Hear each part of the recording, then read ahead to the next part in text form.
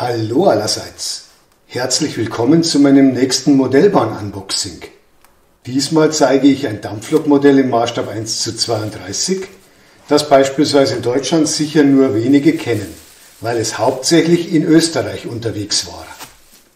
Das Vorbild wurde für die österreichische Bundesbahn 1927 bis 1931 in 167 Exemplaren gebaut und als Reihe 378 in Dienst gestellt.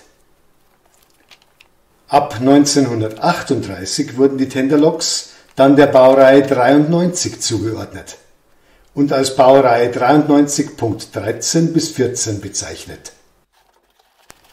Realisiert hat Spur 1 Austria die Messing-Handarbeitsmodelle in zwei Varianten gemäß Epoche 2, 4 als Epoche 3 Loks, 2 in einem Zustand der Epoche 4 und eine als Museumslok der Epoche 5.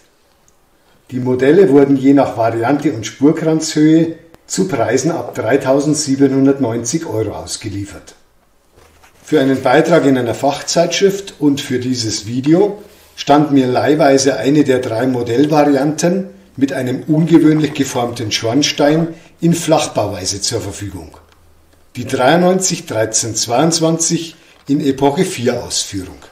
Diese Schornsteinvariante basiert auf einem sogenannten Flachejektor und wurde laut Fachliteratur ab 1957 in 72 Loks der Baureihe 93-13 bis 14 eingebaut.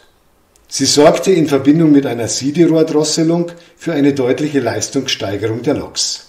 Entwickelt wurde dies von Professor Adolf Giesel-Gieslingen, deshalb wird diese Bauweise auch als Giesel-Ejektor bezeichnet. Gleich mal ein genauerer Blick unter das Messingmodell. Die nach oben abgefederte vordere Laufachse ist ein klein wenig drehbar und lässt sich horizontal um 11 mm verschieben. Dann folgt ein Servomotor zur Nachbildung der Umsteuerung bei Fahrtrichtungswechsel. Die beiden vorderen Kuppelachsen sind um 2 mm verschiebbar. Hier sieht man den Hallsensor und den Ringmagneten für den radsynchronen Dampfloksound. Der Antrieb des Modells erfolgt über einen Faulhabermotor auf dieses Achsgetriebe. Die hintere Kuppelachse lässt sich um etwa 1,5 mm verschieben. Die hintere Laufachse ist schließlich wieder leicht drehbar und 11 mm verschiebbar. Mal ein kurzer Blick auf die Waage. Das vorbildgerecht 375 mm lange Modell hat ein Gewicht von knapp 4,7 Kilogramm.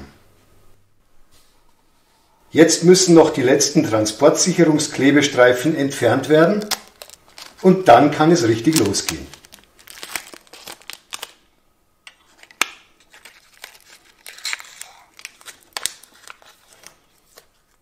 Ich komme jetzt zu den Digitalfunktionen des Modells. Zum einen gibt es eine fahrtrichtungsabhängige Spitzenbeleuchtung, die mal nicht mit LEDs realisiert ist, sondern mit Mini-Glühbirnen.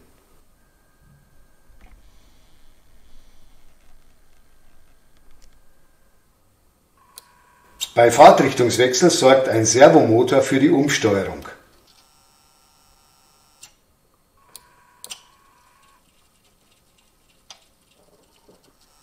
Ich zeige das nochmal aus der Nähe.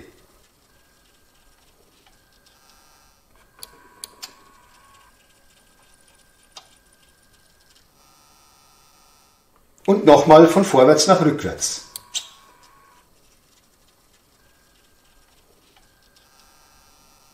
Die Führerstandsbeleuchtung ist ebenfalls mit Mini-Glühbirne. Den Führerstand zeige ich gleich während der Vorstellung der Geräusche nochmal genauer. Dann auch gleich die fahrtrichtungsabhängige Rückbeleuchtung.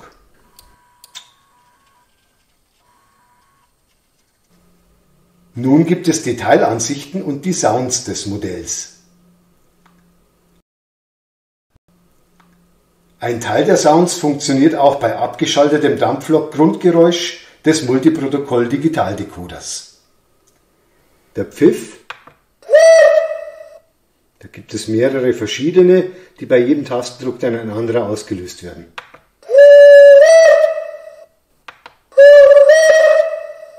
Und natürlich auch in Abhängigkeit von der Länge des Tastendrucks hört sich's dann auch anders an.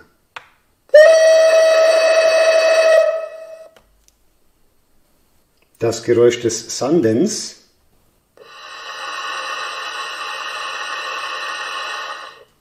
Wasserfassen.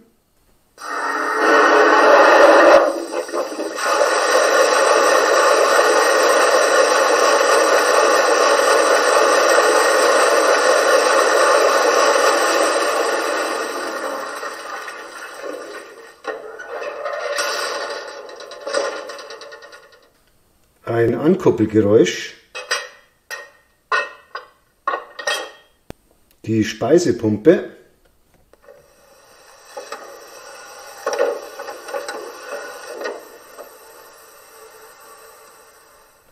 Zwei verschiedene Ansagen. Vorsicht, Gleis 1, Zug fährt ab. Vorsicht, Gleis 2, ein Zug fährt durch.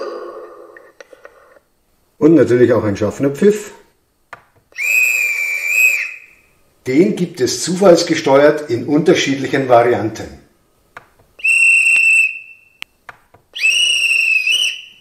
Einige weitere Geräusche stehen nur zur Verfügung, wenn man den Fahrsound zuschaltet.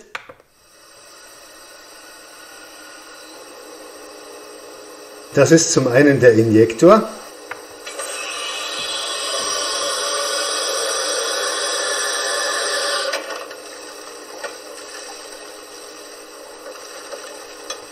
Das Kohlenschaufeln.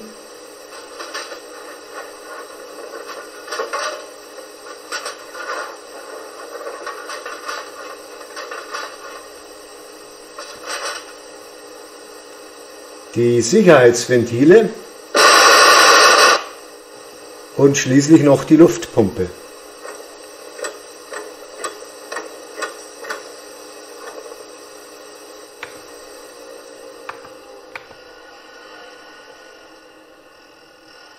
Ein paar weitere Geräusche werde ich jetzt auf einem Rollenprüfstand zeigen bei Fahrt des Modells. Die Dampfschläge arbeiten natürlich radsynchron und hängen auch ab von der Geschwindigkeit.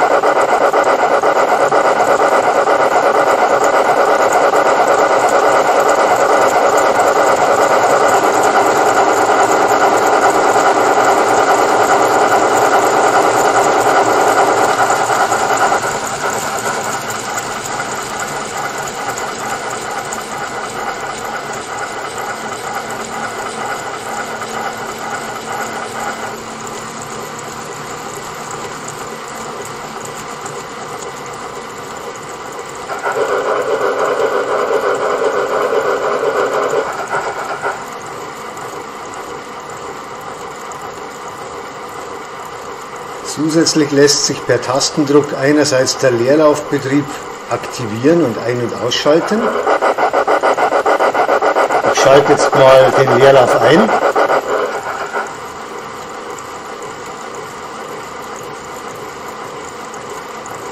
Und wieder aus. Und jetzt schalte ich mal den Lastbetrieb ein.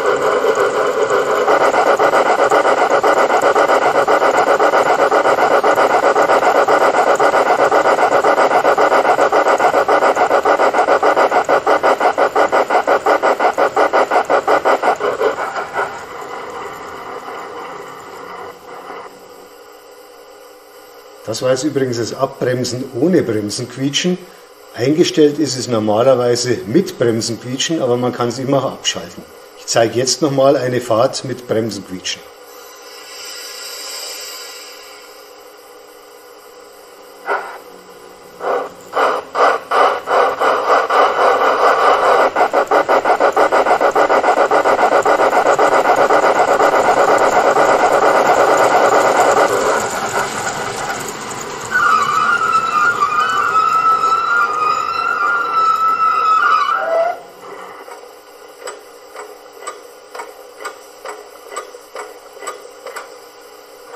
Jetzt kommt auch noch der integrierte Rauchentwickler zum Einsatz.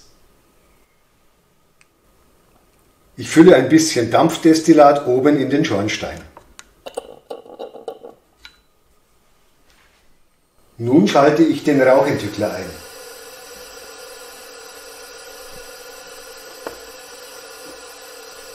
Dann dauert es ein wenig.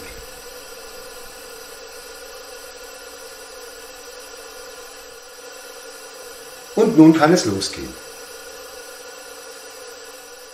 Nach jeder längeren Pause im Stand gibt es bei der Anfahrt Zylinderdampf.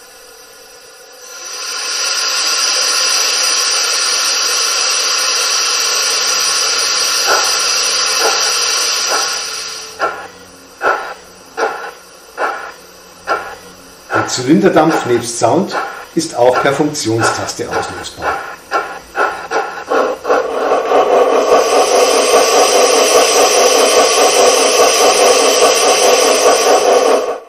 Jetzt mal eine kleine Probefahrt auf meinem Fotomodul in der niedrigsten Fahrstufe. Die Lok braucht hierbei für 1 Meter 130 Sekunden.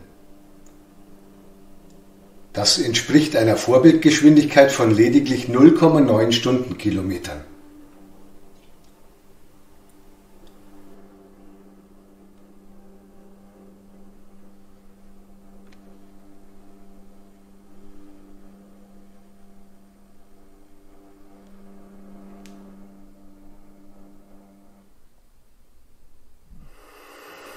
Und nun Retour mit Rauch und Sound bei etwas höherer Geschwindigkeit.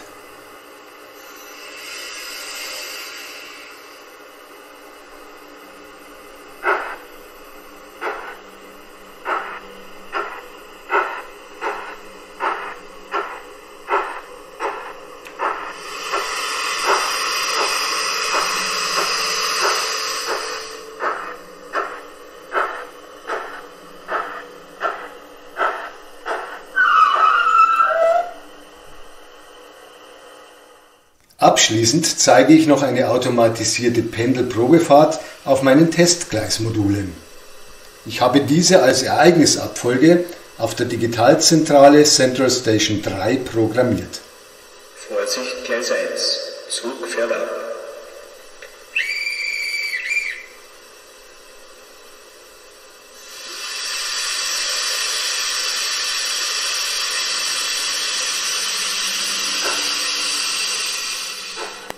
Die Fahrt geht zunächst über 2 Gegenweichen mit 1020 mm Radius.